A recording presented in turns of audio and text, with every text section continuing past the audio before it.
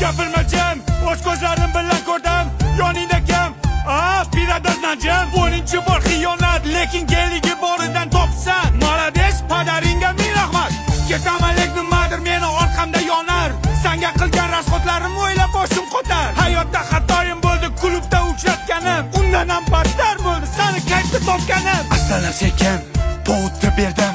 Somsa desa somsa, gumalar ham berdim. Bu qo'shiqni yozdim Ahad Qayum she'ridan. Seni qo'ling so'radim, ena joning yeridan. Sendan ham, mendan ham, undan ham, bundan ham, hamma o'ynashlaringdan ham qolar bu dunyo.